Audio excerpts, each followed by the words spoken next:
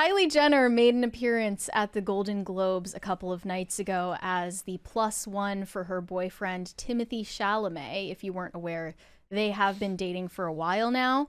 And it seemed like a lot of the mainstream celebrities who fancy themselves artists were offended at her very presence at the event because she is from a famous family and did not earn the right to mingle with the rest of them. Well, that's elitist. So I saw that Kylie Jenner was seated at a table with Timothée Chalamet and Elle Fanning and some others. And Demi Moore decided to come over and mingle with those stars, but expressly ignored Kylie Jenner's presence at the table and completely didn't acknowledge her at all, even while talking to Timothée Chalamet. So let's watch the video and just see if this is the correct read on their interaction or if some people are reading way too deeply into it. I can't. She is. She's like hugging Elle Fanning. They're doing the forearm hug. She said something to her. She like went right past her. No. She's like, Yeah. yoink.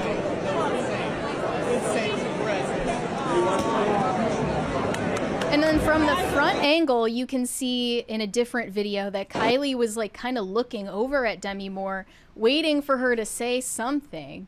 And she was snubbed. Someone said, imagine sitting at a table with two other women and Demi Moore comes and tells only them that they look beautiful while pointing and saying, you two. I almost feel bad for Kylie, just almost, not all the way. Well, let's, like, why do I care about her? Like, she's just, first of all, people don't really care about Kim Kardashian because she's just famous for being famous. That's not true. People care. But this is just someone in her family that rode the coattails of Kim Kardashian's fame. So it's like, why? I don't know why I'm supposed to be interested there's no in you. objective reason to care about the Kardashian family. Is she the one who's got the makeup line? Right. I don't know this stuff. So if there's no. You mean Kylie? Yeah. Yeah. She's a billionaire. She's a business. She's a business person. Why do people care about business people? There's just we now live in a world where being a business person and being a media personality intertwine more. Mm-hmm. I've seen a lot of people express shock and dismay at the fact that Timothée Chalamet is dating Kylie Jenner in general because she's not, one of these indie film stars that's faux artsy and has French sensibilities. But I mean, he's just into baddies. Maybe he that's thinks, what he's into. Yeah, but maybe he thinks he can fix her. It's not that hard to understand. But some people were saying this is so weird and nasty. Women not supporting other women. Did I miss the part where Kylie Jenner personally wronged everyone and somehow deserves random hate online? I almost felt like Kylie Jenner employed a bunch of bots to start tweeting the same phrases over and over again in her defense, where they were saying, why is there a Kylie hate train? That she just gets the most random haters for no reason. I love how the most common criticism I've seen of Kylie Jenner and the Kardashian Jenner family in general is that they are solely responsible for setting unrealistic beauty standards for women, which is why other women hate them. That's not true. They were following a trend that already existed. There was already critiques of like heavy Photoshop being used on magazine covers for ages before they rose to prominence. They didn't like invent the idea, the concept of beauty standards. It's so funny that you see these like internet stans who think they know the celebrity. Like, what has the celebrity done for you that you're willing to you're willing to fight for this person? Like, they're like, oh my God, I can't believe, what has she done to deserve this? Who cares, dude? She doesn't know you. Like, she's definitely not a victim in any real sense. Like, this globing... There's no celebrity that I would, like, go to bat for that heavily over anything. Like, how dare Demi Moore treat her with such cruelty? People were like, so I posted the trailer for Reacher today for season 3. It's like, let's effing go. And somebody's like, yeah, that looks great, but he said so many stupid things that I can't bring myself to watch it. I'm like, look, I get it, but that's just like, that's never stopped me from watching something that I know I'm going to like. But it also bleeds any desire I have to be sad for them if then it falls through because of their stupid comments. But it's not going to prevent me from watching it. but it's not going to make me defensive. Do you remember that really strange video of Demi Moore kissing a 15-year-old Yep. at his birthday? It was at his birthday party, I think. So, you know, she has her own skeletons in her closet. I don't think Kylie Jenner has ever done something like that. That was at one point like one For of what the it's most worth. watched videos on our channel. Yeah. I mean, that people resurface that clip from time to time, and they're like, I guess she never had to answer for this. She was the one who was married to Ashton Kutcher, right? Demi Moore? Who was the No, one? Mila Kunis is No, before that. married to Ashton Kutcher. No, before that. He was I don't know. guys. Was she? There was like an age gap relationship. I don't know. Okay, but there was like a point, a thing going on where they were talking about Demi Moore being at the Golden Globes and being celebrated as good, and Ashton Kutcher being stuck at home as karma. Well, some people also interpreted this interaction as some kind of artistic metaphor as it relates to Demi Moore's recent movie, The Substance.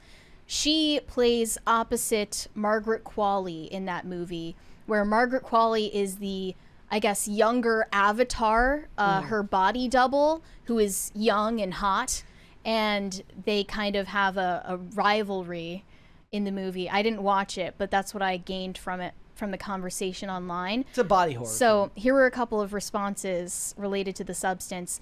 I want to feel bad for Kylie on a human level, but I really can't. Her family gets to weasel into everything, treat everyone as their personal jesters, get access at anything they want because their name and money. Anytime they get humbled like this, it's a win. Demi Moore just won an award for a film about increasingly unrealistic standards of beauty to the point of causing self-violence, and people are surprised that she might not want to buddy up to Kylie Jenner. I love how they think that that's even remotely probably Another the one, reason. they said, I Like don't that she condone... feels that she like, first of all, that's their own personal interpretation of the film. Yeah. And even if it's the director's interpretation of the film, that's fine. They're acting as if the stars of that film care so much about it that they're going to deny talking to somebody who vaguely connects to the world of unrealistic body expectations, as if the whole of Hollywood isn't guilty of that. As if Demi Moore, who clearly is on Ozempic, by the way, came up with the concept for The Substance.